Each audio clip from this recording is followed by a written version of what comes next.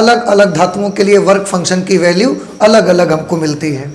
किसी में हमें इलेक्ट्रॉन को इजेक्ट कराने के लिए ज़्यादा एनर्जी देनी पड़ती है और किसी में हमको इलेक्ट्रॉन को इजेक्ट कराने के लिए कम एनर्जी देनी पड़ती है। मतलब थोड़ी एनर्जी से ही इलेक्ट्रॉन बाहर आ जाता है और किसी किसी मेटल में बहुत ज़्यादा एनर्जी लगती है तो इलेक्ट्रॉन को हम बाहर निकाल पाते हैं। पर याद हमेशा रखना है आपको कि हम जब भी वर्क फंक्शन की बात करते हैं तो वो केवल सरफेस को जंप कराएगा, अंदर कहाँ से आ रहा है मुझे कोई मतलब नहीं है। यहाँ पर मैंने एक टेबल बनाई है so that it gives you some idea कि किस मेटल का जो वर्क फंक्शन है कितना ज़्यादा होता है। मेटल से इलेक्ट्रॉन को इजेक्ट कराने के लिए किस में हमको ज़्यादा एनर्जी लगेगी और किस में हमको कम एनर्जी लगेगी। तो एक तरफ मैंने मटेरियल्स के नाम लिखे हैं, एक तरफ वर्क फंक्शन लिखा हुआ है। सबसे पहले हमने लिया सीजियम। सीजियम का वर्क फंक्शन 2.14 इलेक्ट्रॉन वोल्ट होता है। मतलब अगर आप 2.14 इलेक्ट्रॉन वोल्ट एनर्जी देते हैं, 2.14 इलेक्ट्रॉन वोल्ट एनर्जी अगर आप दे देते हैं एक इलेक्ट्रॉन को सीजियम के मटेरियल में, तो वो इलेक्ट्रॉन के पास इतनी एनर्जी आ जाती है कि वो सरफेस जंप करके बाहर निकल के आ जाएगा। सोडियम को 2.75 इलेक्ट्रॉन वोल्ट एनर्जी उसकी वर्क फंक्शन होता है। मतलब सोडियम मटेरियल है, उसके सरफेस के नीचे एक इलेक्ट्रॉन बैठा हुआ है। अगर आप चाहते हैं कि इलेक्ट्रॉन जंप करके बाहर आ जाए तो आपको उसे 2.75 इलेक्ट्रॉन वोल्ट एनर्जी देनी पड़ेगी। इससे कम एनर्जी देंगे तो वो इलेक्ट्रॉन बाहर नहीं निकलेगा, ले लेगा पर वो बाहर नहीं निकलेगा इलेक्ट्रॉन।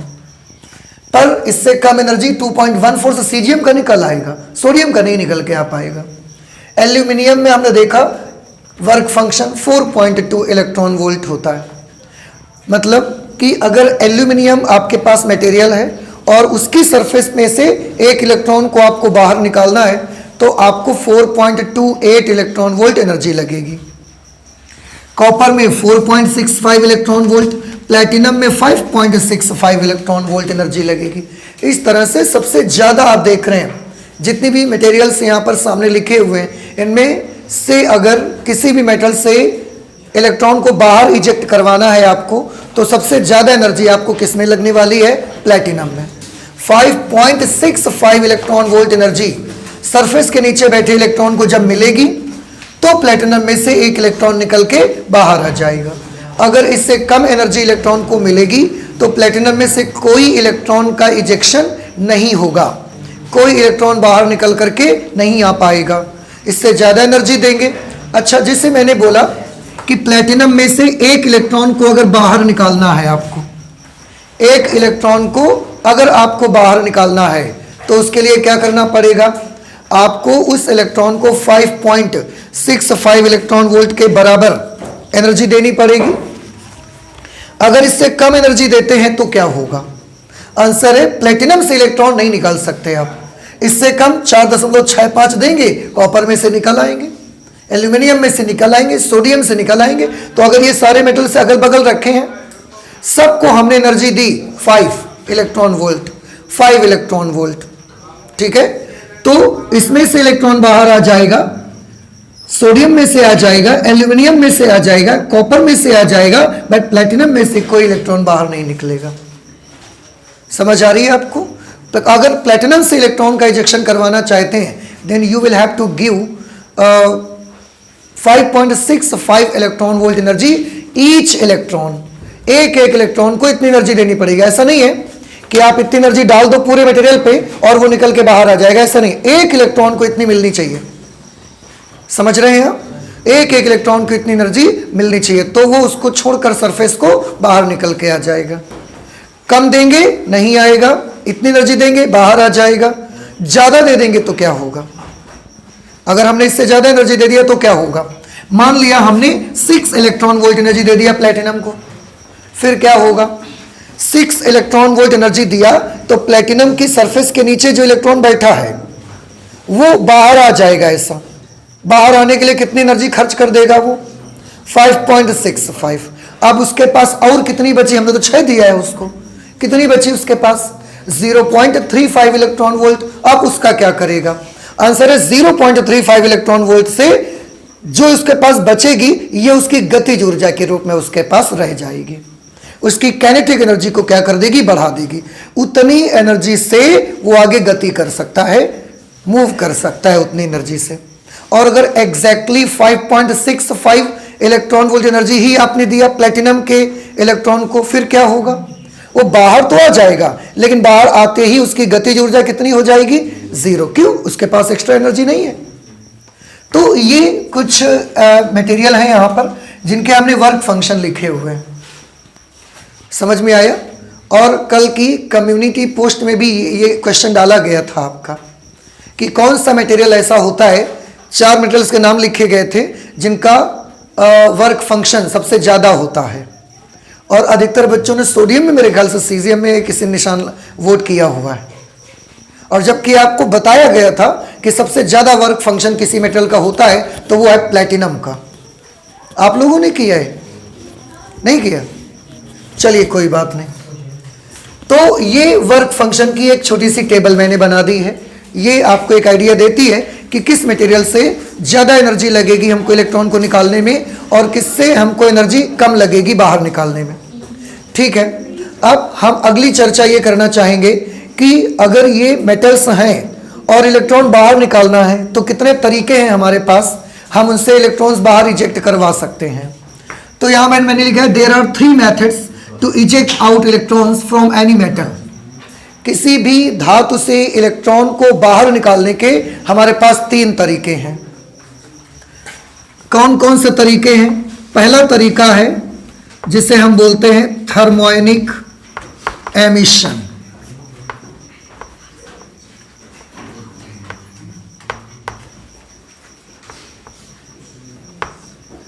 थर्मोनिक एमिशन, हिंदी में इसे बोला जाता है तापायनिक उत्सर्जन। उत्सर्जन का मतलब, क्योंकि इलेक्ट्रॉन उत्सर्जित होगा ना यहां से, तो तापायनिक उत्सर्जन। क्या होता है ये तापायनिक उत्सर्जन? बड़ा सिंपल है, नाम से ही आप समझ जाएंगे। तापायनिक टेम्परेचर, थर्म जो वर्ड होता है ये हीट के लिए यूज ही करते हैं हम लोग इसको। तो आपको क्या करना है, एक मेटल जिससे भी आप चाहते हैं इलेक्ट्रॉन निकालें हैं उसको आपको हीट करना है, उसको गर्म करना है आपको, समझ रहे हैं। और जब आप उसको गर्म करेंगे तो इसके अंदर बैठे जो इलेक्ट्रॉन्स होंगे उनको एनर्जी मिलेगी। हीट से एनर्जी मिलती है। किसी भी मटेरियल को एनर्जी देने का हमारा सबसे आसान तरीका है उसको गर्म कर दो, समझ रहे हैं। तो जब आप मटेरियल को गर्म करेंगे, उसको हीट देंगे, आग में रखेंगे, उसको हीट दे रहे हैं कि जैसे भी आप हीट दें, तो वो गर्म होगा, उसके अंदर जो इलेक्ट्रॉन्स हैं उनको क्या मिलेगी, उनको एनर्जी मिलेगी। अब अगर उनकी एनर्जी बढ़ रही है क्योंकि आप हीट दे रहे हैं, उनकी एनर्जी बढ़ते बढ़ते अगर उस मटेरियल के वर्क फंक्शन के बराबर या उससे अधिक हो गई, जितना मटेरियल का वर्क फंक्शन है, अगर हर इलेक्ट्रॉन को मिलने वाली ऊर्जा हीट करने से वर्क फंक्शन के बराबर हो जाएगी उस मटेरियल के, तो इलेक्ट्रॉन का क्या हो जाएगा, फिर तो बाहर निकल आएगा ना वो। तो इस तरह से ये एक मेथड है जिसकी मदद से हम इलेक्ट्रॉन को क्या करते हैं, इजेक्ट करवा सकते हैं, उसका एमिशन करवा सकते हैं। इसलिए इसका नाम क्या रखा गया है, तापायनिक उत्सर्जन। उसको सफिशिएंट हीट देनी है आपको जिससे हर इलेक्ट्रॉन को उस मटेरियल के वर्क फंक्शन के बराबर या उससे ज़्यादा एनर्जी मिल जाए और जिसकी वजह से वो इजेक्ट होकर बाहर आ सकता है। समझ में आई बात आपको। और इस तरह से जो इलेक्ट्रॉन बाहर निकलता है ना, उस इलेक्ट्रॉन का हमने नाम रखा थर्मल इलेक्ट्रॉन, ऊष्मीय इलेक्ट्रॉन उसको कहा जाता है। तो इसमें क्या करते हैं, पदार्थ को ऊष्मा देते हैं, पदार्थ को ऊष्मा देकर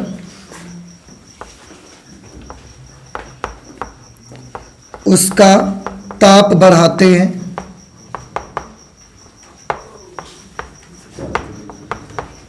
पदार्थ को ऊष्मा देकर उसका ताप बढ़ाते हैं जिससे इलेक्ट्रॉन को क्या मिलती है, ऊर्जा।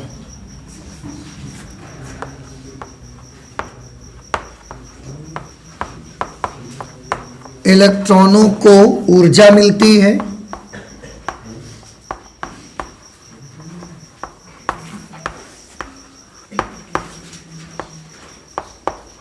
और वे बाहर आ सकते हैं।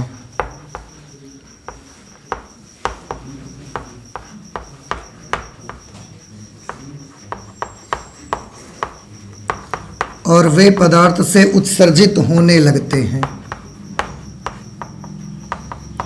लेकिन शर्त यह है कि गर्म करने से हर इलेक्ट्रॉन को उस धातु के वर्क फंक्शन के बराबर ऊर्जा मिलनी चाहिए।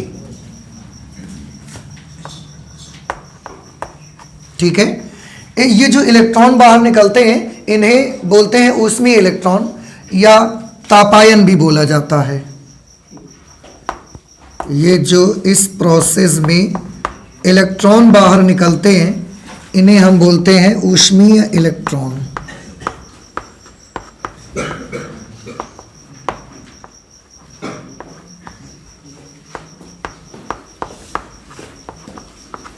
ऊष्मीय इलेक्ट्रॉन कहा जाता है, थर्मल इलेक्ट्रॉन इसको बोलते हैं। ठीक है, तो ये एक तो तरीका है आपका जिसकी मदद से आप इलेक्ट्रॉन्स का किसी भी मटेरियल से इजेक्शन करवा सकते हैं। दूसरा मेथड जो हमारे पास है वो ये है, फील्ड एमिशन भी हम करवाते हैं, क्षेत्र उत्सर्जन। फील्ड एमिशन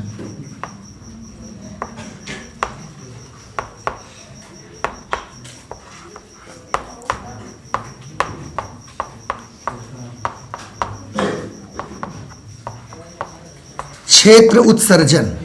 इसमें क्या करते हैं, इसमें हम करते ये हैं कि क्योंकि इलेक्ट्रॉन जो होता है वो एक निगेटिवली चार्ज्ड पार्टिकल है, ऋणावेशित कण है।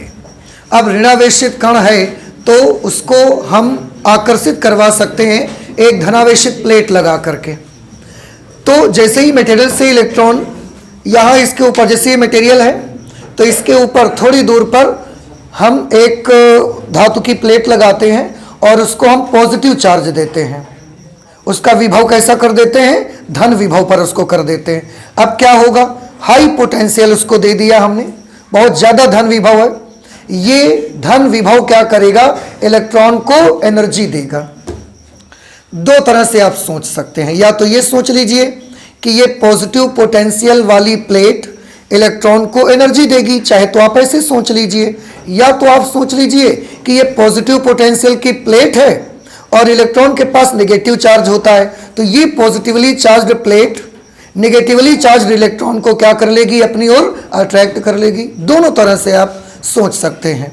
तो जैसे ही इलेक्ट्रॉन ऐसा थोड़ा सा ऐसा बाहर की तरफ झांकना चाहेगा या ऊपर की तरफ आने की कोशिश करेगा, अब ऊपर की तरफ आने की कोशिश करता है तो ये मटेरियल पॉजिटिवली चार्ज होकर उसको क्या कर लेता है, अपनी तरफ खींच लेता है। लेकिन अगर हम एक काम कर दें कि यहाँ से जैसे ही इलेक्ट्रॉन ऐसा निकलने की कोशिश करेगा, ऊपर हमने क्या लगा के रखी है, पॉजिटिव प्लेट, तो जैसे ही ये थोड़ा सा भी ऐसा झांकने की कोशिश किया इसने, ऊपर हमने जो पॉजिटिव प्लेट लगी है उसका एक्शन स्टार्ट हो जाएगा और वो इलेक्ट्रॉन को ऐसा खींच लेगी जोर से। पर उसके लिए इसका जो चार्ज है ना, वो इस मटेरियल में जितना चार्ज क्रिएट होता है उससे ज़्यादा चार्ज इसके पास होना चाहिए। समझ रहे? तो ये इसको बोलते हैं क्षेत्र एमिशन। इसमें क्या करते हैं हम, इसमें करते ये है कि अगर ये हमारे पास एक मटेरियल है जिसके पास बहुत सारे इलेक्ट्रॉन्स हैं, इसके ऊपर हम यहाँ पर एक प्लेट लगा देते हैं इस तरह से, और इस प्लेट को कौन सा पोटेंशियल दे देते हैं, पॉजिटिव पोटेंशियल दे देते हैं। तो अब इसके अंदर जो भी इलेक्ट्रॉन हैं, जैसे ही वो यहाँ पर सरफेस पर आएंगे, ये पॉजिटिव पोटेंशियल उसको क्या कर लेगा, अपनी ओर खींच लेगा। जैसे कि मैंने बोला कि आप दो तरह से यहाँ पर सोच सकते हैं, या तो सोच सकते हैं कि इलेक्ट्रॉन ऋणावेशित कण है तो वो पॉजिटिव प्लेट उसको अपनी ओर अट्रैक्ट कर लेगी। दूसरे शब्दों में ये भी सोच सकते हैं कि ये पॉजिटिव पोटेंशियल नेगेटिव इलेक्ट्रॉन को एनर्जी देगा। पॉजिटिव पोटेंशियल नेगेटिव इलेक्ट्रॉन को एनर्जी कैसे देगा, आपको याद होगा कि अगर किसी कण का आवेश Q है और अगर हम उसे V विभवांतर वाली पॉइंट पर रख दें, V विभव वाले पॉइंट पर रख दें, समझ रहे हैं, किसी कण का आवेश Q है और उसको हम V विभव वाली जगह पर रख देते हैं, पॉइंट पर रख देते हैं, तो उसके पास कितनी एनर्जी आ जाती है, Q इंटू V। आपने पढ़ा है इलेक्ट्रोस्टैटिक में, गति उसमें इलेक्ट्रिक में पढ़ा हुआ है आपने। तो अब वही चीज यहां पर है कि जब ये पॉजिटिव प्लेट आप लगाओगे, ठीक है, ये पॉजिटिव प्लेट एक पोटेंशियल यहां पर क्रिएट कर देगी V। अब इलेक्ट्रॉन अपना क्या लेके आ रहा है, Q, इलेक्ट्रॉन के पास अपना चार्ज है E के बराबर। इलेक्ट्रॉन के पास चार्ज है, इसने यहाँ पोटेंशियल क्रिएट कर दिया, चार्ज के साथ पोटेंशियल क्रिएट हो गया, इसका मतलब इलेक्ट्रॉन को क्या मिल जाएगी? एनर्जी। कितनी एनर्जी इलेक्ट्रॉन को मिलेगी? आंसर है E इंटू वी के बराबर। इलेक्ट्रॉन का चार्ज E होता है ना, तो E इंटू वी के बराबर एनर्जी मिलेगी। और अगर ये एनर्जी मेटल के वर्क फंक्शन के बराबर या उससे ज्यादा हो जाएगी तो इलेक्ट्रॉन निकल के बाहर आ जाएगा। तो फील्ड एमिशन में, क्षेत्र उत्सर्जन में आप इसको दो तरह से सोच सकते हैं और हम दो तरीके से आपको बता सकते हैं।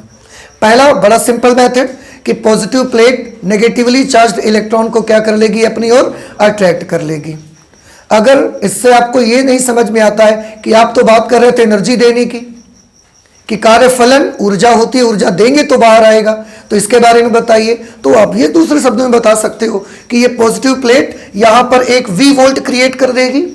इलेक्ट्रॉन के पास चार्ज E है, तो इसकी वजह से इलेक्ट्रॉन के पास E इंटू वी एनर्जी आ जाएगी, और उस एनर्जी से अगर वो ऊर्जा धातु के कार्यफलन के बराबर या उससे ज्यादा हो जाएगी तो इलेक्ट्रॉन धड़ से बाहर निकल के आ जाएगा। So this is our second method to eject out electrons from any material. किसी भी मटेरियल से धातु को बाहर निकालने का ये हमारा एक और बढ़िया तरीका है। इससे जो इलेक्ट्रॉन बाहर निकलते हैं ना, इस मेथड से जो इलेक्ट्रॉन बाहर निकलते हैं, इनका नाम हम रखते हैं फील्ड इलेक्ट्रॉन। इनका नाम हम क्या रख देते हैं बेटा? इनका नाम रख देते हैं फील्ड इलेक्ट्रॉन। ठीक है, आई होप कि ये सेकेंड मेथड आपको समझ में आ गया है। जरूरी नहीं है कि हर उस मेथड में कुछ लिखो ही आपको केवल ये समझना है that we have 3 methods to eject out the electrons from any material, कि 3 तरीके हैं हमारे पास जिसकी मदद से हम इलेक्ट्रॉन्स को बाहर निकाल सकते हैं, है ना। ओके, थर्ड मेथड जो है ये सबसे अच्छा मेथड है, और इस मेथड को हम बोलते हैं फोटो इलेक्ट्रिक एमिशन। इस मेथड को हम क्या कहा करते हैं? फोटो इलेक्ट्रिक एमिशन, ये इसको कहते हैं फोटो इलेक्ट्रिक एमिशन। फोटो का मतलब होता है लाइट। फोटो का मतलब क्या होता है? फोटो का मतलब होता है लाइट। फोटो इलेक्ट्रिक एमिशन, हम अगर किसी मटेरियल को, किसी भी मेटल पे अगर हम लाइट डालते हैं, फोटो मतलब लाइट से इलेक्ट्रॉन का एमिशन हो सकता है, लाइट से इलेक्ट्रॉन का उत्सर्जन कराया जा सकता है। तो अगर हम किसी भी मेटल सरफेस पर ऐसा लाइट डालेंगे तो उस लाइट के पड़ने से भी हर इलेक्ट्रॉन जो सरफेस के नीचे बैठा है, उस हर इलेक्ट्रॉन को क्या मिलती है? एनर्जी मिलती है। और उस एनर्जी को ले करके वो एनर्जी अगर धातु के कार्यफलन के बराबर या उससे ज्यादा हो जाएगी तो वो इलेक्ट्रॉन निकल करके सरफेस से बाहर आ ही जाएगा। तो ये बड़ा अच्छा तरीका है। इसमें तो आपको क्या करना पड़ेगा? गर्म करना पड़ेगा। इसमें आपको एक पॉजिटिवली प्लेट लगानी पड़ेगी, इसमें जाके इसको धूप में डाल आओ, बस काम खत्म। समझ रहे? धूप में डालोगे, लाइट पड़ेगी सन की लाइट आएगी, इलेक्ट्रॉन्स को एनर्जी मिलेगी, और उस एनर्जी से ये इलेक्ट्रॉन्स क्या होना स्टार्ट हो जाएंगे? ऐसा इनका इजेक्शन शुरू हो जाएगा, एमिशन स्टार्ट हो जाएगा इनका। ठीक है, तो ये फोटो इलेक्ट्रिक एमिशन होता है। इससे जो इलेक्ट्रॉन बाहर निकल के आते हैं ना, इन इलेक्ट्रॉन्स को हम बोलते हैं फोटो इलेक्ट्रॉन। फोटो इलेक्ट्रॉन्स, प्रकाश इलेक्ट्रॉन बोला जाता है उनको, और इस घटना को बोलते हैं प्रकाश वैद्युत उत्सर्जन। हिंदी में कहते हैं प्रकाश वैद्युत उत्सर्जन। ठीक है, तो क्या होता है प्रकाश वैद्युत उत्सर्जन? जब किसी धातु के पृष्ठ पर प्रकाश डाला जाता है, प्रकाश तरंगें आपतित होती हैं, तो धातु के भीतर उपस्थित इलेक्ट्रॉनों को ऊर्जा मिलती है। अगर वो ऊर्जा धातु के कार्यफलन के बराबर या इससे अधिक हो जाती है तो इलेक्ट्रॉन धातु के पृष्ठ से बाहर निकलना प्रारंभ हो जाते हैं। इस घटना को बोला जाता है प्रकाश वैद्युत उत्सर्जन। तथा जो इलेक्ट्रॉन बाहर निकले हुए हैं इनको हम बोलते हैं प्रकाश इलेक्ट्रॉन। हिंदी में अंग्रेजी में फोटो इलेक्ट्रॉन बोला जाता है उनको। कुछ बात समझ आ रही है हमारी? तो इसके लिए बस आपको क्या करना है, इसके लिए आपको एक मटेरियल लेना है और इसमें क्या शुरू कर देना है डालना, इसमें बस लाइट डालनी है। लाइट डालना है मतलब प्रकाश डालना है। लाइट की वेव्स आपके पास ब्लू से वायलेट से रेड तक का विजिबल लाइट है, पूरा पोर्शन इलेक्ट्रोमैग्नेटिक वेव्स का पूरा स्पेक्ट्रम आपने पढ़ा हुआ है। तो विजिबल लाइट नॉर्मली हम यूज करते हैं इस पे, जिसमें विजिबल लाइट में 7 पार्ट्स में उसको डिवाइड किया गया है। बैगनी से लेकर के लाल रंग तक का लाइट, वो लाइट आप इसमें डाल सकते हैं। आप चाहें तो इससे ज़्यादा फ्रीक्वेंसी की लाइट डाल सकते हैं। अल्ट्रा वायलेट लाइट इसमें डाल सकते हैं, वो भी आ जाएगी। आपको जैसे बताया कि gamma X U V, visible से ऊपर कौन होता है? Ultra violet. अल्ट्रा वायलेट से ऊपर एक्स रेज रहती हैं, एक्स रेज से ऊपर गामा रेडिएशन रहता है। तो आप ये किरणें अगर डालेंगे हाई फ्रीक्वेंसी लाइट। देखिए एक चीज मैं और बताऊं, इस काम के लिए सबसे अच्छी लाइट कौन सी होगी? आंसर है वो लाइट सबसे अच्छी होगी जिसकी फ्रीक्वेंसी ज्यादा हो और वेवलेंथ कम हो, आवृत्ति ज्यादा हो, तरंग दैर्ध्य कम हो। ऐसी लाइट इस काम के लिए सबसे ज्यादा सुइटेबल है। समझ रहे हैं? और इस घटना को क्या बोलेंगे हम? प्रकाश वैद्युत उत्सर्जन। ठीक है, एक काम करते हैं, इसको मैं लिखूंगा नहीं, आप नोट करिए, मैं बोले दे रहा हूं। लिख लीजिए जल्दी से, हम बोल दे रहे हैं आपको। प्रकाश वैद्युत उत्सर्जन, हेडिंग लिख लिया आपने? चलिए लिखिए। जब किसी धातु के पृष्ठ पर, जब किसी धातु के पृष्ठ पर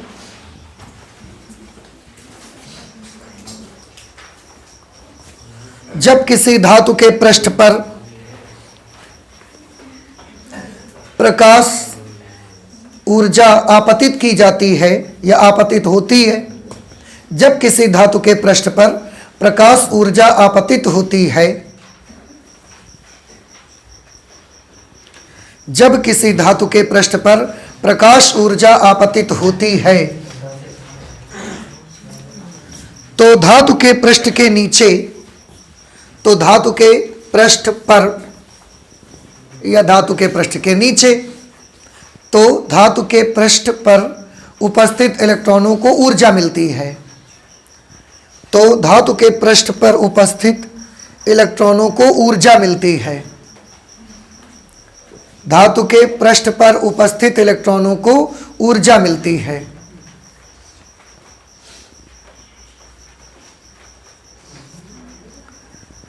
ऊर्जा मिलती है। प्रत्येक इलेक्ट्रॉन को मिलने वाली यह ऊर्जा, प्रत्येक इलेक्ट्रॉन को मिलने वाली यह ऊर्जा,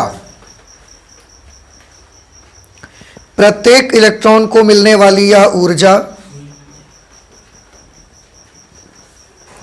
यदि धातु के कार्य फलन के बराबर या उससे अधिक हो जाए, प्रत्येक इलेक्ट्रॉन को मिलने वाली ऊर्जा धातु के कार्य फलन के बराबर या उससे अधिक हो जाए, या उससे अधिक हो जाए, या उससे अधिक हो जाए, तो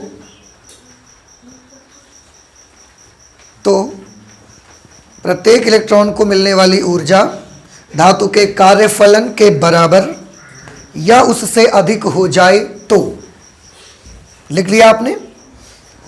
तो धातु के पृष्ठ से इलेक्ट्रॉनों का उत्सर्जन प्रारंभ हो जाता है। धातु के पृष्ठ से इलेक्ट्रॉनों का उत्सर्जन प्रारंभ हो जाता है। धातु के पृष्ठ से इलेक्ट्रॉनों का उत्सर्जन प्रारंभ हो जाता है। धातु के पृष्ठ से इलेक्ट्रॉनों का उत्सर्जन प्रारंभ हो जाता है। धातु के पृष्ठ से इलेक्ट्रॉनों का उत्सर्जन प्रारंभ हो जाता है।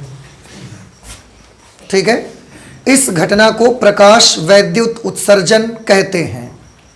इस घटना को प्रकाश वैद्युत उत्सर्जन कहा जाता है या कहते हैं, कुछ भी लिख लीजिए। इस घटना को प्रकाश वैद्युत उत्सर्जन कहा जाता है। इस घटना को प्रकाश वैद्युत उत्सर्जन, फोटो इलेक्ट्रिक एमिशन कहा जाता है। ठीक है, इस घटना में धातु के पृष्ठ से उत्सर्जित इलेक्ट्रॉनों को इस घटना में धातु के पृष्ठ से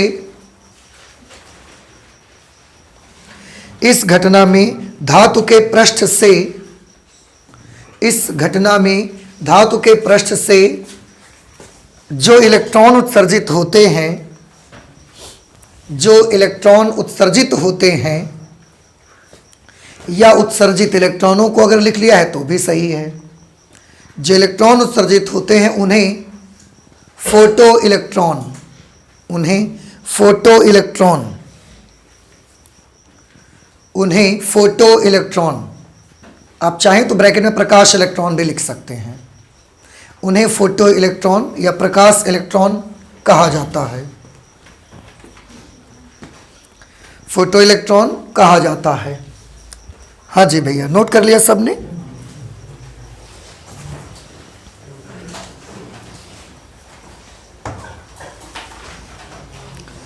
और मैंने क्या बताया, इस काम के लिए सबसे ज्यादा सुइटेबल लाइट कौन सी होगी? हाई फ्रीक्वेंसी लो वेवलेंथ की लाइट सबसे ज्यादा उचित रहेगी, सुइटेबल रहेगी।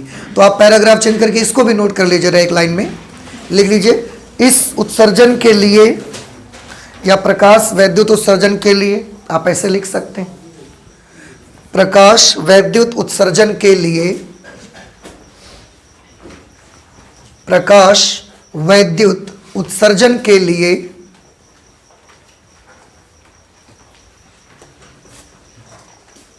प्रकाश वैद्युत उत्सर्जन के लिए उच्च आवृत्ति और निम्न तरंग दैर्ध्य का प्रकाश सबसे उपयुक्त होता है।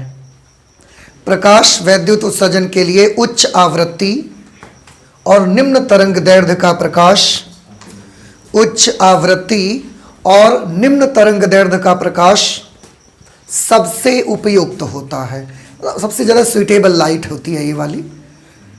उच्च आवृत्ति तथा निम्न तरंग दैर्ध्य का प्रकाश सबसे उपयुक्त होता है, सबसे ज़्यादा सुइटेबल होता है ये।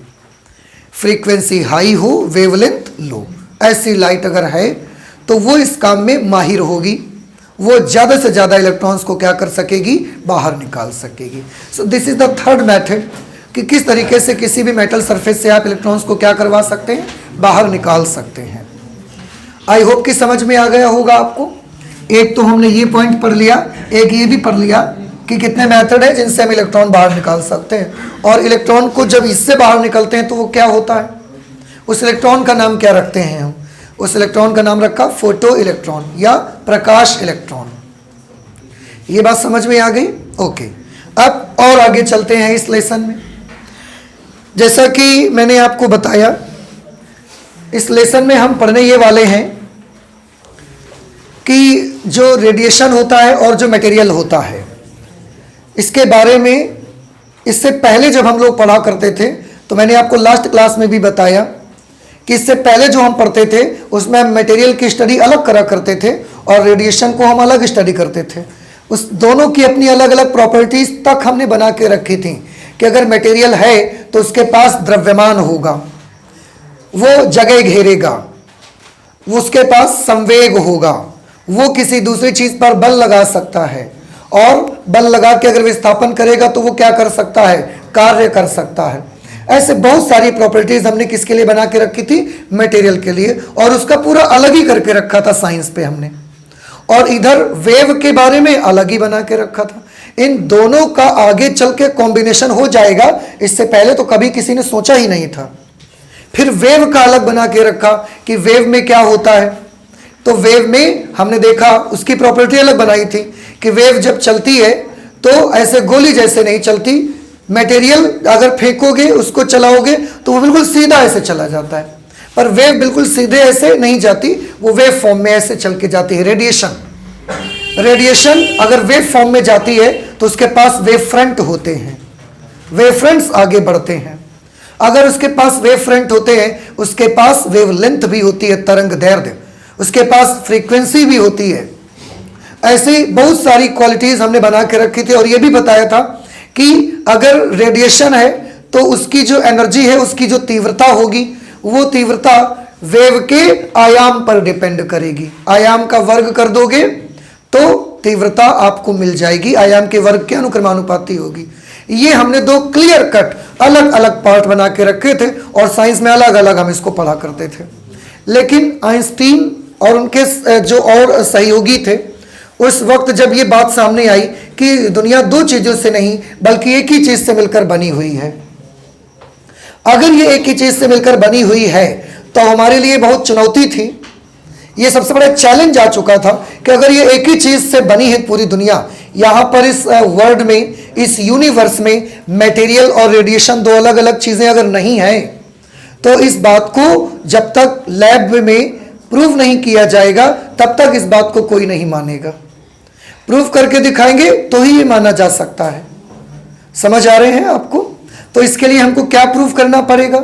इसके लिए आपको ये प्रूव करना पड़ेगा, अगर आप कहते हैं कि रेडिएशन और मैटर दोनों एक ही चीज़ें हैं, तो मटेरियल की जो प्रॉपर्टीज अभी तक आप अलग अलग पढ़ रहे हैं ना, और रेडिएशन की जो प्रॉपर्टीज अलग अलग पढ़ रहे हैं, आप ये प्रूव करके दिखाओ कि मटेरियल की प्रॉपर्टीज ही किसके पास हैं, रेडिएशन में फॉलो करेंगी, और रेडिएशन में जो प्रॉपर्टीज है वो किस में आएंगी, मटेरियल में आएंगी। अगर आपने ये करके दिखा दिया, मटेरियल की प्रॉपर्टी क्या होती है? मोमेंटम, संवेग। अगर मटेरियल की प्रॉपर्टी मोमेंटम होती है और आपने हमको ये प्रूव करके दिखा दिया कि रेडिएशन के पास भी क्या होता है, मोमेंटम, तो हम मान जाएंगे कि रेडिएशन भी किसकी तरह बिहेव करता है, मटेरियल की तरह।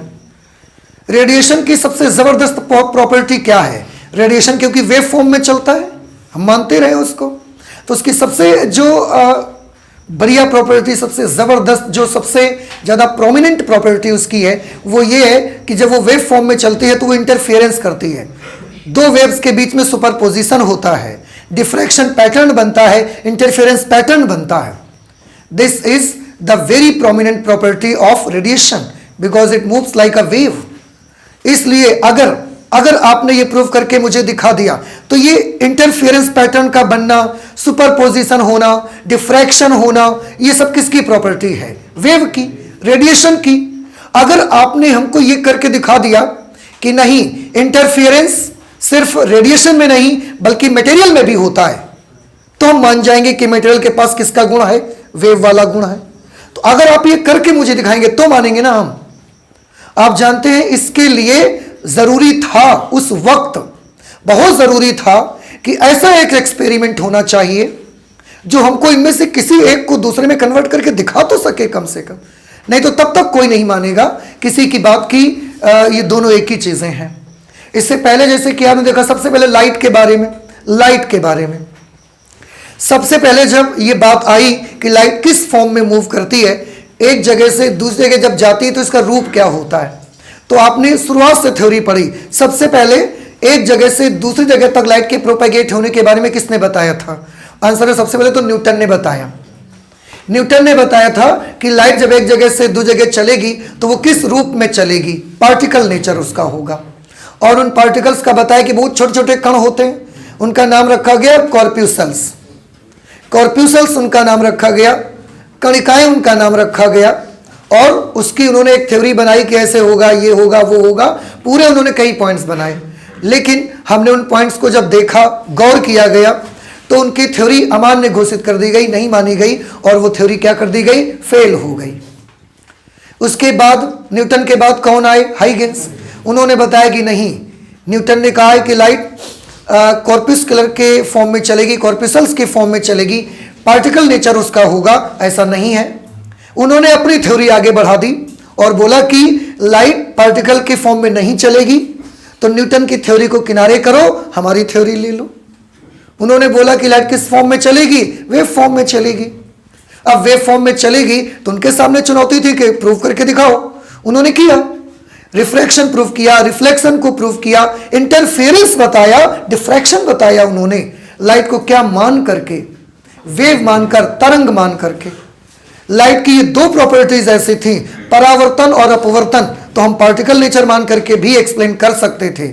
लेकिन इंटरफेरेंस, व्यतिकरण, और डिफ्रैक्शन, विवर्तन, इनको वेव अगर नहीं मानोगे आप लाइट को, तो ये प्रॉपर्टी आप प्रूव ही नहीं कर सकते, एक्सप्लेन कर ही नहीं सकते आप। तो लाइट को अगर आप वेव मानोगे तो ही आप लाइट का इंटरफेरेंस और लाइट का डिफ्रैक्शन आप एक्सप्लेन कर सकते हो। आप जिस दिन अड़ जाओगे कि नहीं हम लाइट को वेव नहीं मानेंगे, आप कभी भी इंटरफेरेंस और डिफ्रैक्शन एक्सप्लेन कर ही नहीं सकते। तो इतनी अच्छी प्रॉपर्टी देख करके कि यार इंटरफेरेंस और डिफ्रैक्शन जो कि लाइट की प्रॉपर्टीज हैं, इतनी बढ़िया प्रॉपर्टीज जो कि हम वेव थ्योरी से एक्सप्लेन कर रहे हैं, मानने पर मजबूर हो गए कि लाइट वेव की फॉर्म में चलती है, क्योंकि इन दो घटनाओं की व्याख्या दुनिया का कोई थ्योरी नहीं कर पा रहा था। लेकिन वेव थ्योरी ने इनकी एक्सप्लेनेशन किया और बढ़िया एक्सप्लेनेशन दिया, हमको हर बात समझ में आई, आपने भी समझा उसको। उसके बाद जब आइंस्टीन और उनके और सहयोगी साइंटिस्ट के समय में यह बात सामने आने लगी, फिर से यह बात आई सामने कि नहीं, लाइट वेव नेचर में नहीं चलती, लाइट वेव फॉर्म में नहीं चलती। और उसके लिए एक एक्सपेरिमेंट हुआ। वो एक्सपेरिमेंट वैज्ञानिकों ने किया। उन वैज्ञानिकों का नाम था हॉलवेस और लेनार्ड। दो वैज्ञानिकों ने मिलकर इस एक्सपेरिमेंट को किया, हॉलवेस और लेनार्ड। उन्होंने ये एक्सपेरिमेंट किया और इस एक्सपेरिमेंट का रिजल्ट क्या निकला मैं आपको बताऊं, आपको जानकर हैरानी होगी कि उस एक्सपेरिमेंट का रिजल्ट ये निकला कि लाइट का नेचर वेव नेचर नहीं होता। उसमें जो रिजल्ट मिले इस एक्सपेरिमेंट से ना, वेव थ्योरी वाले साइंटिस्ट को बुलाया गया कि आइए भाई देखिए ये इस एक्सपेरिमेंट में मिल रहा है और समझाइए कि ये क्यों हो रहा है। वेव थ्योरी के साइंटिस्ट ने बड़ी कोशिश की, पर इस एक्सपेरिमेंट में होने वाले रिजल्ट्स को, इस एक्सपेरिमेंट से मिलने वाले परिणामों को वो समझा ही नहीं सके। अब क्या करते हैं? पहले तो हम मान चुके थे, पहले न्यूटन की थ्योरी आई, कॉर्पस्कुलर थ्योरी, उनको माना, लेकिन उनमें कुछ कमियां होने की वजह से उनको क्या कर दिया, किनारे हमने हटा दिया। हम पूरी तरीके से किस थ्योरी को मानने लगे? हाइगेंस की वेव थ्योरी को, कि लाइट वेव की तरह चलती है। और आज एक एक्सपेरिमेंट कसम से ऐसा हो गया जिसने साइंस के क्षेत्र में इतिहास की दिशा ही बदल दी और उसने इस बात पर सोचने पर मजबूर कर दिया कि क्या वाकई में लाइट वेव है। इसने प्रूव कर दिया कि ये जो एक्सपेरिमेंट किया था इन्होंने, इस एक्सपेरिमेंट को किया, जो रिजल्ट्स उनको मिले, वेव थ्योरी वाले साइंटिस्ट को सौंपा गया कि लीजिए आप इसको करना चाहते हो तो एक्सप्लेन करके दिखाओ, नहीं तो हम तो कह देंगे कि लाइट वेव फॉर्म में नहीं चलती है। आप कर पाओ तो कर पाओ, नहीं तो हम तो तुरंत बोलने वाले हैं कि लाइट वेव फॉर्म में नहीं चलती है। उन्होंने बड़ी कोशिशें की, लेकिन ऐसा क्यों होता है ये वेव थ्योरी से एक्सप्लेन नहीं हो सका। एक बार फिर से हमारे पढ़ने का डायरेक्शन अब चेंज हो गया। देखो, अब फिर हम असमंजस में आ गए कि लाइट वेव फॉर्म में चलती है। इन्होंने प्रूफ करके दिखा दिया कि लाइट तरंग के जैसे नहीं चलती, बल्कि लाइट पार्टिकल जैसे चलती है। उसका नेचर मटेरियल नेचर होता है। इस एक्सपेरिमेंट में यह प्रूफ करके दिखाया गया। क्या प्रूफ किया गया इस एक्सपेरिमेंट से? कि लाइट का नेचर क्या नहीं होता, वेव नेचर नहीं होता, बल्कि लाइट का नेचर कौन सा नेचर होता है? पार्टिकल नेचर होता है, मटेरियल नेचर होता है। लाइट एक जगह से दूसरी जगह तक मटेरियल जैसे आगे जाती है।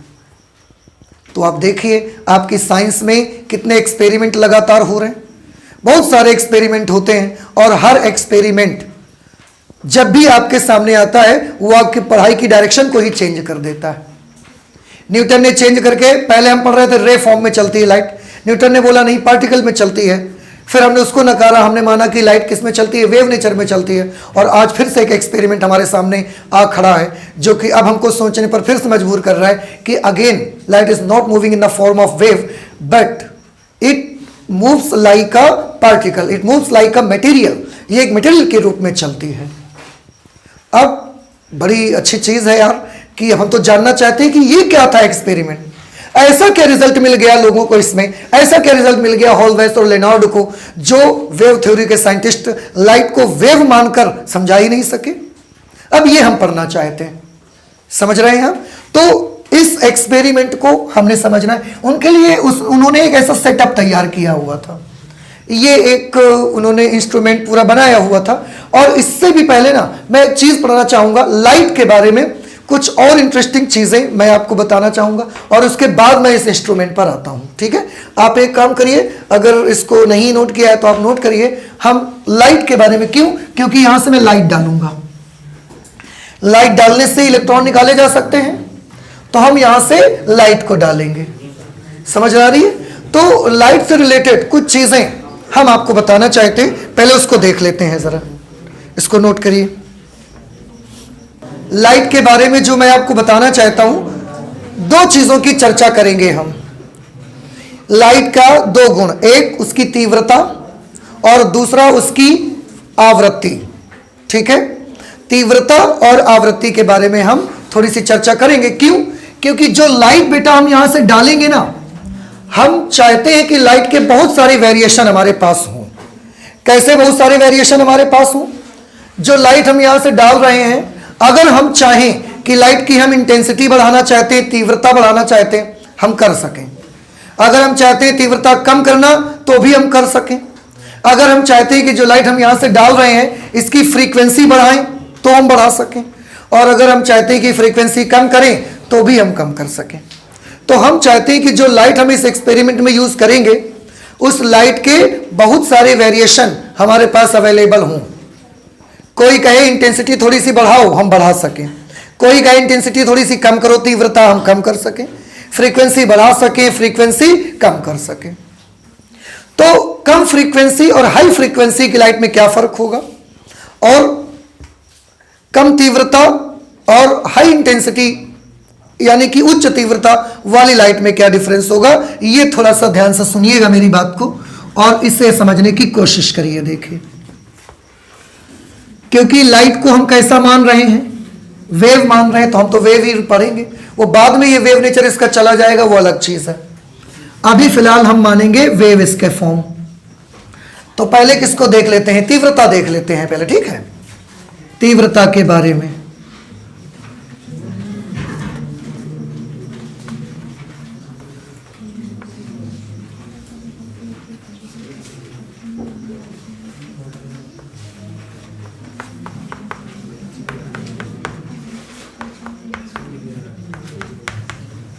देखिए, एक लाइट की वेव ये ऊपर वाली है और एक लाइट की वेव ये है। देखिए,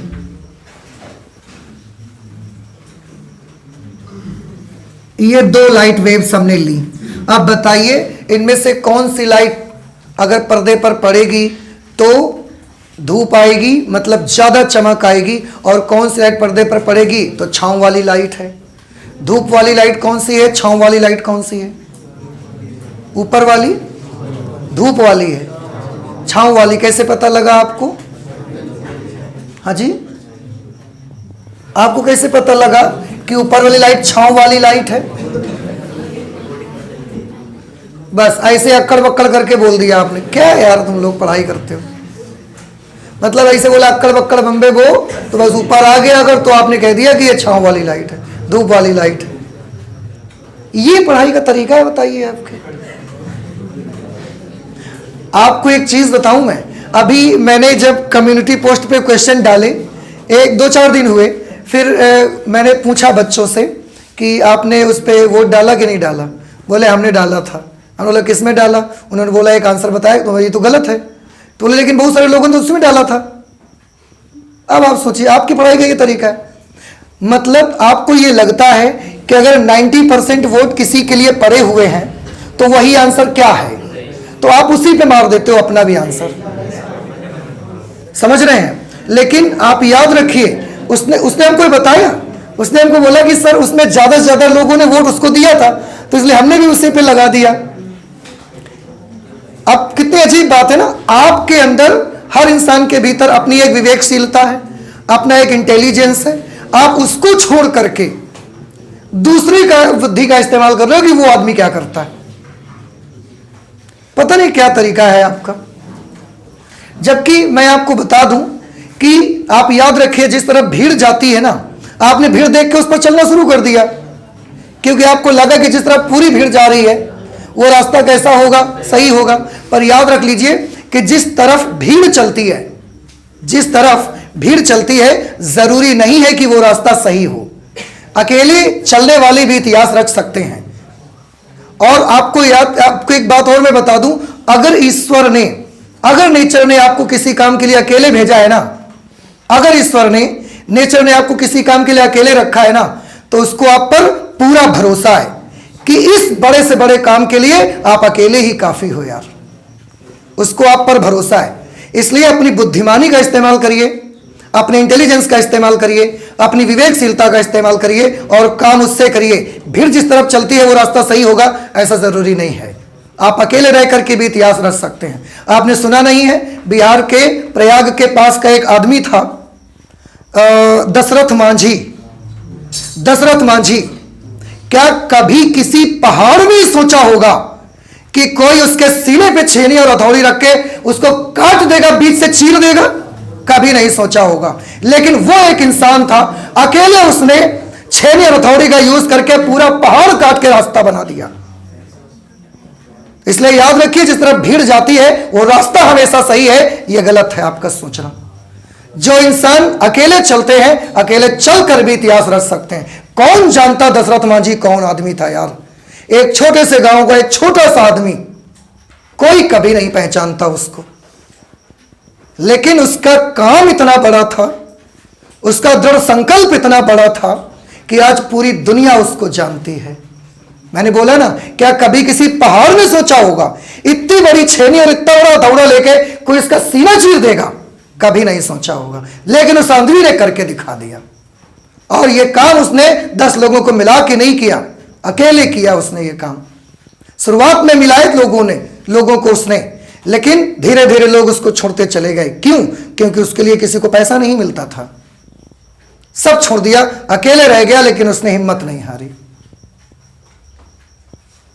पर आप हो कि जिस तरफ भीड़ जाती है आपको लगता है ये रास्ता सबसे सही है। पता नहीं कैसे आप सोचते हैं। चलिए इधर देखिए, कौन सी लाइट इसमें धूप वाली है और कौन सी लाइट इसमें छांव वाली है। अब गौर से देखिए, हमने क्या पढ़ा हुआ है? वेव में हमने पढ़ा है कि जिस तरंग का आयाम, तरंग की तीव्रता आयाम के वर्ग के अनुक्रमानुपाती होती है। तरंग की तीव्रता आयाम के वर्ग के अनुक्रमानुपाती है, तो जिसका आयाम ज्यादा होगा उसकी तीव्रता भी ज्यादा होगी। इसका आयाम बस इतना सा है और इसका एम्पलीट्यूड इतना ज्यादा, तो इन दोनों में तीव्रता किसकी ज्यादा होगी?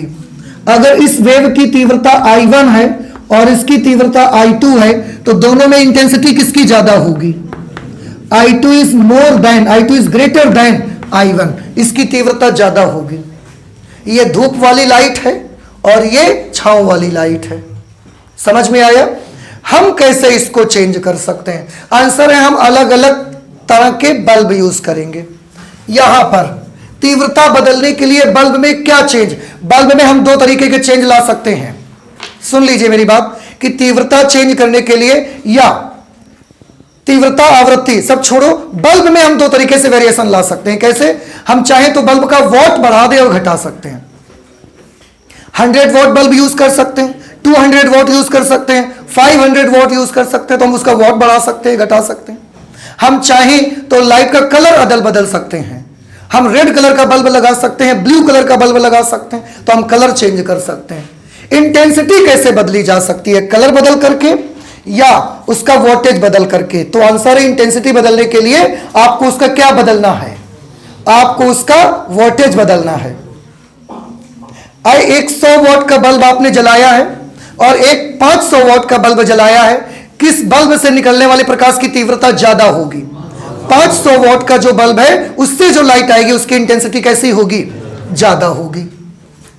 तो अब बताइए, 2 बल्ब, एक 100 वॉट, एक 500 वॉट, इन दोनों में कौन 100 वॉट है, कौन 500 वॉट है? क्योंकि इसकी तीव्रता ज्यादा, इसकी तीव्रता कम है। ये 100 वॉट का बल्ब है और ये कौन से वॉट का बल्ब है? 500 वॉट का बल्ब है। ये बात समझ में, मतलब उससे निकलने वाली लाइट है। और एक चीज देखो, आवृत्ति दोनों की कैसी है? सेम। अगर एक चक्कर 2 चक्कर ये लगाती है, उतनी देर में ये वाली वेव भी कितने चक्कर लगाती है? तो आवृत्ति दोनों की कैसी है? सेम। और आवृत्ति किस पर डिपेंड करती है? लाइट के कलर पे। अब अगर आवृत्ति दोनों की सेम है, इसका मतलब दोनों का कलर कैसा है? सेम। तो अगर ये 100 वॉट का ग्रीन बल्ब है तो ये 500 वॉट का ग्रीन बल्ब है। समझ में आया? फिर से, दोनों में डिफरेंस किस चीज का है? वॉट का। इसलिए दोनों में क्या अंतर है? तीव्रता का। दोनों की सेम क्या चीज है? आवृत्ति। इसलिए दोनों से निकलने लाइट का सेम क्या चीज है? कलर। तो आवृत्ति बदलने से बल्ब का क्या बदल जाएगा? लाइट का कलर। और वॉट बदलने से क्या बदल जाएगा? वॉट बदलने से तीव्रता बदल जाएगी। अब एक और एग्जांपल देखिए, ये हमने एक वेव ली ऐसे, दूसरी वेव हमने ली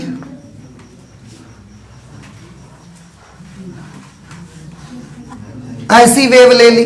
अब देखिए इसका एम्पलीट्यूड अगर 3 सेंटीमीटर है तो इसका एम्पलीट्यूड भी हमने 3 सेंटीमीटर ही रखा। इस बार दोनों वेव्स का क्या हमने सेम कर दिया, एम्पलीट्यूड, आयाम सेम कर दिया। अगर आयाम सेम कर दिया तो आयाम के वर्ग के अनुक्रमानुपाती ही क्या होती है, तीव्रता। अगर दोनों का आयाम हमने सेम कर दिया तो दोनों की क्या सेम हो गई, दोनों की तीव्रता सेम हो गई। अगर इसकी इंटेंसिटी आई है तो इसकी इंटेंसिटी भी कैसी हो गई, आई हो गई। यानी कि अगर ये 200 वॉट का बल्ब है तो ये वाला भी 200 वॉट का बल्ब है। बताइए ये चीज समझ आ गई, क्योंकि दोनों की क्या सेम है, इंटेंसिटी। इंटेंसिटी सेम है, क्यों सेम है, क्योंकि दोनों का एम्पलीट्यूड सेम है। लेकिन आप देखिए ये वेव 1 चक्कर 2 चक्कर, जितनी देर में ये 3 चक्कर लगाती है उतनी देर में ये 1 2 नहीं, आई एम सॉरी, 1 2 3 4 5 6 और 7 8, जितनी देर में 3 साइकिल कंप्लीट करती है उतनी देर में ये 8 साइकिल्स कंप्लीट कर लेती है। इसकी आवृत्ति कैसी है, ज्यादा है। तो दोनों का आयाम सेम है, इसलिए दोनों की तीव्रता तो सेम है, लेकिन दोनों की फ्रीक्वेंसी में अलग अलग है। अगर फ्रीक्वेंसी अलग है इसका मतलब दोनों का कलर कैसा होगा, अलग अलग। ज्यादा फ्रीक्वेंसी किस लाइट की होती है, ब्लू की कि रेड की। तो इसमें से एक ब्लू बल्ब है एक रेड बल्ब है, कौन सा ब्लू है कौन सा रेड है, ऊपर वाला रेड बल्ब है, क्योंकि इसकी फ्रीक्वेंसी कैसी है,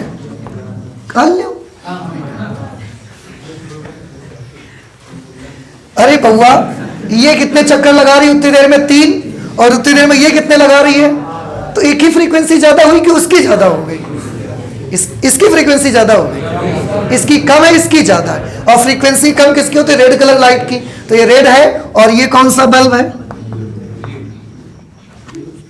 ये वेरिएशन आपको याद रखना है। समझ में आया कुछ आपको, तो बताइए बल्ब के वेरिएशन में फिर से मुझे सही से जवाब दीजिएगा, इस बार गलत हुआ तो एक आधे को मारना शुरू कर देंगे। बताइए मुझे, अगर आप बल्ब का वॉट बदलेंगे तो उससे निकलने वाली लाइट की कौन सी, देखो वॉट बदलेंगे पर फ्रीक्वेंसी नहीं बदलेंगे। एक काम मैं कर देता हूं, वॉट किस पर डिपेंड करे, वॉट से क्या बनेगी, इंटेंसिटी, तीव्रता, ठीक है। और लाइट का कलर या फ्रीक्वेंसी, आवृत्ति बदलने से लाइट का क्या चीज बदल जाया करेगा, कलर बदल जाएगा। तो बताइए हमने वॉट 2 बल्ब लिए, वॉट बदला कलर नहीं बदला।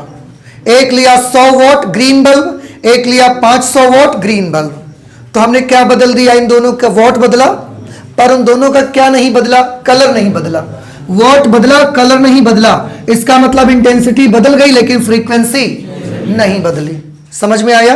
अब हमने दोबारा में दोनों बल्ब का वॉट नहीं बदला, उनका कलर बदल दिया। अगर हमने वॉट नहीं बदला तो उनकी क्या नहीं बदली, इंटेंसिटी नहीं बदली लाइट की, लेकिन कलर बदल दिया। इसका मतलब लाइट की क्या चीज बदल गई, फ्रीक्वेंसी बदल गई। सबसे ज्यादा फ्रीक्वेंसी किस लाइट के कलर की होती है, ब्लू, वायलेट। और सबसे कम फ्रीक्वेंसी अगर विजिबल लाइट में देखोगे तो रेड की, रेड का वेवलेंथ ज्यादा होता है ना, इसकी फ्रीक्वेंसी कम रहती है ना। समझ में बात आई आपको, ओके। तो अब आपको ये चीज समझ में आ गई, ठीक। इसको याद रखिएगा, भूलिएगा नहीं, क्योंकि जब हम आपसे बोलेंगे थोड़ा बल्ब, थोड़ा लाइट की तीव्रता बढ़ाओ, फ्रीक्वेंसी मत बढ़ाओ, आप क्या कर दोगे बताओ, वॉट 100 का 200 कर दोगे। मैंने बोला और वॉट बढ़ाओ पर फ्रीक्वेंसी नहीं बदलनी चाहिए, आप फिर 500 वॉट कर दोगे, कलर नहीं बदलोगे, वही कलर लगाओगे।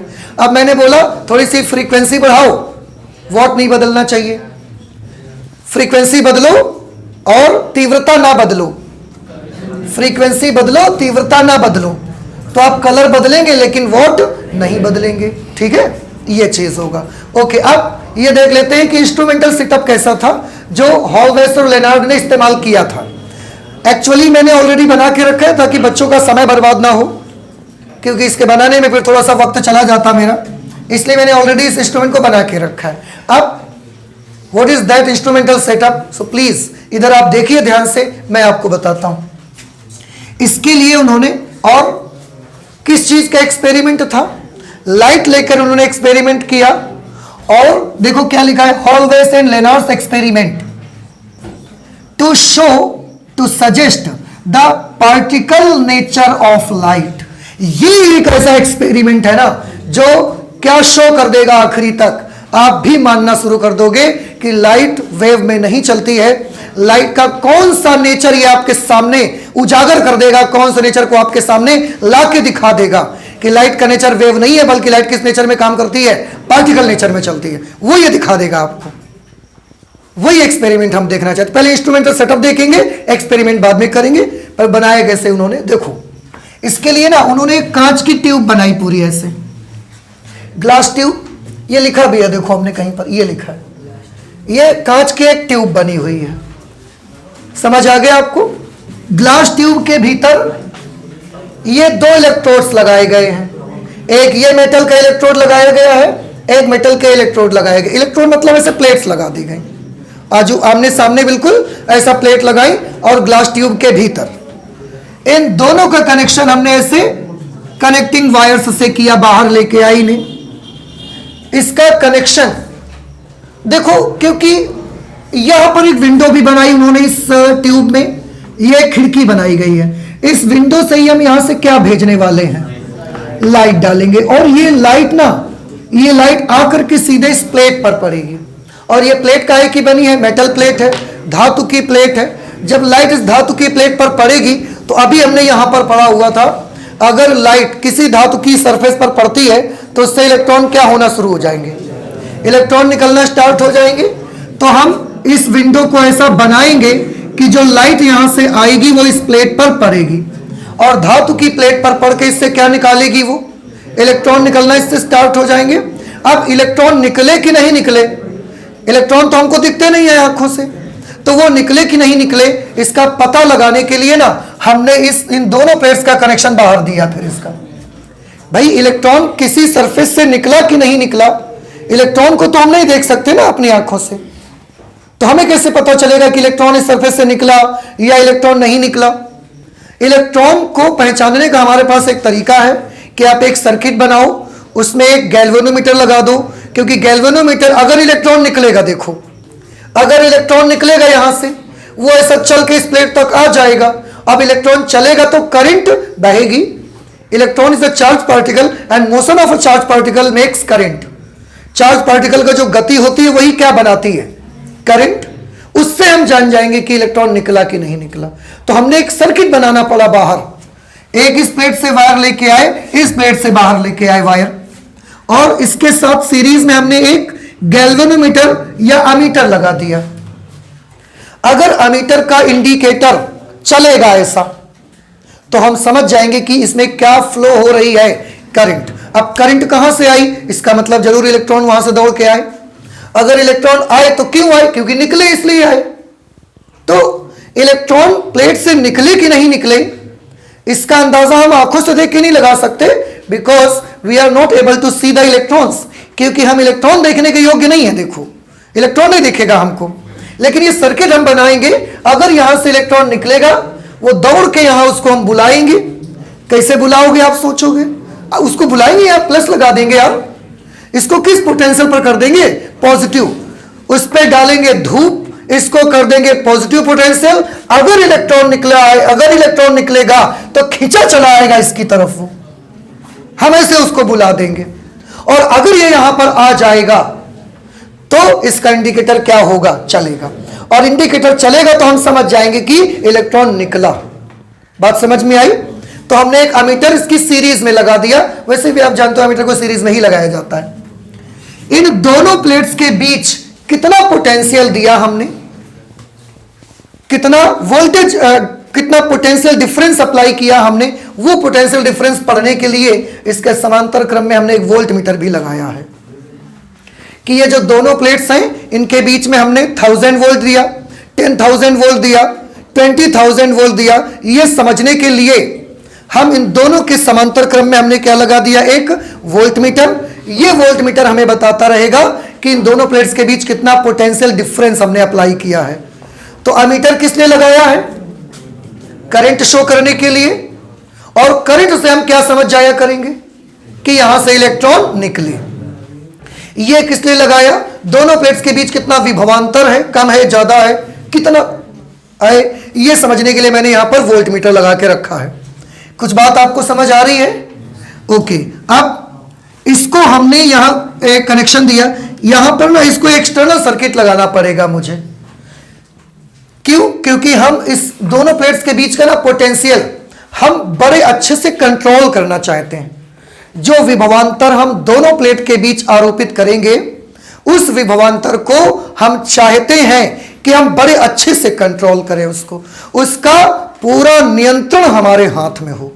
पूरा नियंत्रण हमारे हाथ में हो का मतलब यह है, हम जब चाहें इसको प्लस बना लें, उसको माइनस कर दें प्लेट को, हम जब चाहें इस प्लेट को माइनस कर दें और उस प्लेट को क्या कर दें, पॉजिटिव पोटेंशियल पर कर दें। हम जब चाहें इसका प्लस पोटेंशियल बढ़ा दें और जब चाहें इसका प्लस पोटेंशियल घटा दें। हम जब चाहें इसका माइनस पोटेंशियल बढ़ा दें और माइनस पोटेंशियल घटा दें। इतना अच्छा कंट्रोल हम लेना चाहते हैं अपने हाथ में। मेरी कुछ बात समझ में आई? क्या क्या चाहते हैं हम इस प्लेट्स के बीच में लगाना? हम चाहते हैं कि हम जब चाहें, जिस प्लेट को चाहें, उस प्लेट का विभव धन विभव कर दें, और जब चाहें जिस प्लेट का चाहे उस प्लेट का विभव ऋण विभव कर दें। दूसरी चीज, हम जितना चाहे उतना धन विभव बढ़ा सकें और जितना चाहे उतना ऋण विभव बढ़ा सकें, चाहे जिस प्लेट का हो। इतना अच्छा कंट्रोल हम अपने हाथ में लेना चाहते हैं। उसके लिए हमको एक एक्सटर्नल सर्किट बनाना पड़ा। वो एक्सटर्नल सर्किट यहां लगा हुआ है आपका। कैसे लगाया? उसके लिए एक बैटरी लगाई। ये बैटरी का पॉजिटिव टर्मिनल है और ये उसका नेगेटिव टर्मिनल है। बैटरी का पॉजिटिव टर्मिनल यहां लेके आए और यहां पर आकर ये एक हमने स्विच बनाया है। देखिए, ये हमने इस पे एक स्विच बनाया है जिसे रोटरी स्विच कहा जाता है। ये वही चीज है जो फेस चेंजर जिसको आप बोलते हैं। देखिए, जहां पर एक से ज्यादा फेस आते हैं तो कभी एक फेस चला गया तो आप दूसरा फेस लगा लेते हैं। तो अगर इधर का फेस चला गया है, इधर की लाइट अगर आ रही तो आप फेस चेंज कर देते हैं। तो लोग फेस चेंजर लगा लेते हैं। फेस चेंजर लगाने से क्या होता है, उनको बार बार तार हटा के लगानी नहीं पड़ती। वो बस आते हैं, अगर एक तरफ की लाइट चली गई इधर वाली और इधर वाली लाइट आ रही है तो उन्होंने उधर का भी कनेक्शन ले रखा है, फेस चेंज कर देते हैं। इधर से चलने लगा, उधर का कनेक्शन ऑफ कर दिया हमने। तो ये एक तरीके का नॉर्मल फेस चेंजर मैंने बनाया है, जिसे हम रोटरी स्विच कहते हैं। रोटरी स्विच का मतलब इसको पकड़ के हम इसको रोटेट करवा सकते हैं, और रोटेट करवाने से हम इसका प्लस माइनस बदलेंगे। रोटेट करवा के हम क्या करेंगे, इसके प्लस माइनस को बदलेंगे। बढ़ाएंगे कहां से, उसके लिए यहां पर एक रियोस्टेट लगा के रखा गया है। देखिए, रियोस्टेट पोटेंशियल कम भी कर सकता है और रियोस्टेट की मदद से पोटेंशियल को हम क्या कर सकते हैं, ज्यादा भी कर सकते हैं। तो रोटरी स्विच किस काम आएगा आपके? किसी भी प्लेट को प्लस बनाना है कि माइनस बनाना है, इस काम में आएगा। कैसे? थोड़ा ध्यान से देखिएगा बेटा। ये बैटरी का पॉजिटिव टर्मिनल हम लेके आए हैं। यहां पर इसमें 4 टर्मिनल लगे हुए हैं। बैटरी का पॉजिटिव टर्मिनल हमने यहां से कनेक्ट कर दिया। बैटरी का जो नेगेटिव टर्मिनल है वो हम रियोस्टेट में लगाया पहले, और रियोस्टेट से फिर ऐसा लेके आए हम। ये जो सिंबल बना हुआ है, ये ऐसा मोड़, ये शो करता है कि दोनों तार एक दूसरे को यहां काटेंगे नहीं। आप ऐसा जुड़े हुए मत समझिएगा, ऐसा आ रहे हैं, लेकिन हम आपको ये चीज कैसे दिखाते, गैप है इनमें, तो इस मोड़ से दिखाते हैं, टर्न से। और ये लाके हमने यहां छोड़ दिया इसको, और इसकी दोनों प्लेट से जो वायर आए थे उनको 2 अदर टर्मिनल्स में हमने लगा दिया। अब हम इसको कैसे प्लस और माइनस कर सकते हैं, थोड़ा ध्यान से देखिएगा। एक चीज आप मान लो कि थोड़ा सा कुछ भी आप मान लो, जैसे हमने इसको घुमाया, बाई चांस हमने इसको ऐसा घुमा दिया। जब ऐसा घुमाया, देखो ध्यान से, ऐसा पकड़ के हमने घुमाया, एक मतलब बोलता है, आवाज करता है चक चक, उसमें कई स्टॉपर लगे रहते हैं। तो जब आप इसको ऐसे घुमाओगे तो जैसे घुमाया ये इससे कनेक्ट हो जाएगा और ये इससे कनेक्ट हो जाएगा। इसमें लगे हुए अंदर ऐसी चीजें लगी हुई हैं कि जैसे आप इसको ऐसा घुमाओगे या ऐसा घुमाओगे तो ये इससे कनेक्ट हो जाएगा और ये किससे कनेक्ट हो जाएगा, इससे। अब आप ध्यान से देखिएगा, अगर ये टर्मिनल इससे कनेक्ट कर हो गया तो ये कहां से आ रहा है, प्लस से। ये प्लस है ना, और ये कहां से आ रहा था, देखो ये माइनस है। अब अगर ये प्लस था तो जैसे ही आपने घुमाया ये इससे जुड़ गया, ये चीज इससे जुड़ गया तो ये वाली प्लेट कैसी हो गई, प्लस। और ये किससे जुड़ गया, इससे, तो ये वाली प्लेट कैसी हो गई, माइनस। समझ आ रहा है आपको? फिर हम उल्टा घुमा देंगे उसको 2 बार। जैसे उल्टा घुमाएंगे तो अब यहां से कनेक्शन हट के, अब यहां से कनेक्शन हट के ये इस पे आ जाएगा और ये कनेक्शन हट के इस पे आ जाएगा। अगर ये कनेक्शन इस पे आ गया तो अब देखो प्लस किसको मिल गया, अब इसको प्लस मिल गया और माइनस किसको मिला, देखो ये इससे कनेक्ट हो गया तो ये वाला जो माइनस था ना ऐसे आया, ऐसे ये माइनस इसको मिला और ये प्लेट कैसी हो गई, माइनस। तो रोटरी स्विच का काम ये हुआ करेगा कि इसकी मदद से हमारे ये जो इंस्ट्रूमेंट के अंदर प्लेट्स लगे, टर्मिनल्स लगे हैं, इलेक्ट्रोड्स लगे हैं, इनको हम जब चाहें इनमें से किसी भी प्लेट को पॉजिटिव पोटेंशियल दे सकते हैं और इनमें से किसी भी प्लेट को नेगेटिव पोटेंशियल हम दे सकते हैं। समझ आई बात आपको? रोटरी स्विच का ये काम रहेगा। वोल्टेज बढ़ाने घटाने का काम कहां से होगा, वोल्टेज बढ़ाने घटाने का काम रियोस्टेट से होगा। हम जितना देर खिसकाते जाएंगे रास्ते पर उतना ज्यादा रेसिस्टेंस आता जाएगा, समझ रहे हैं? इस और जितना इधर खिसकाते जाएंगे रेसिस्टेंस उसका कम होते चला जाएगा। भाई आप ये टर्मिनल यहां खिसका के लगा दो तो इतना रेसिस्टेंस रास्ते पर आ जाएगा। अगर ये तीर खिसका के आप यहां लगा दोगे तो बस इतना सा रेसिस्टेंस ही रास्ते पर आएगा केवल। तो प्रतिरोध को हम यहां से क्या करेंगे, कम ज्यादा करेंगे और रेसिस्टेंस कम ज्यादा होने से वोल्टेज चेंज होगा। तो हम जितना चाहेंगे उतना वोल्टेज इसका और इसका कर लिया करेंगे। कुछ बात समझ में आ रही है? तो रोटरी स्विच क्या किया करेगा, ये दोनों इलेक्ट्रोड्स की क्या बदला करेगा, पोलैरिटी चेंज किया करेगा। समझ रहे हैं? हम जिसको चाहेंगे उस प्लेट को पॉजिटिव, जिसको चाहेंगे उस प्लेट को माइनस कर सकते हैं। और अगर वोल्टेज बढ़ाना घटाना है, किसी का कम ज्यादा करना है, थोड़ा वोल्टेज कम करो थोड़ा ज्यादा करना है, वो काम कहां से हुआ करेगा, रियोस्टेट से होगा। लेकिन हम ये सर्किट नहीं पढ़ रहे, हमारा मेन मकसद इसको पढ़ना नहीं है, हमारा मेन मकसद इसको पढ़ना है। तो इस तरीके का एक इंस्ट्रूमेंटल सेटअप तैयार किया हुआ था हॉलवेस और लेनार्ड ने एक्सपेरिमेंट करने के लिए।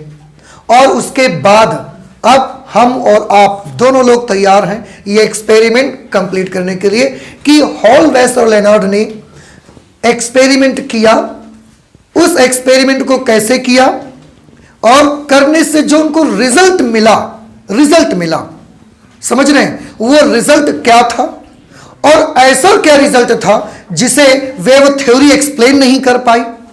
और एक बार फिर हम ये मानने पर मजबूर हो गए कि लाइट वेव फॉर्म में नहीं बल्कि पार्टिकल फॉर्म में चलती है।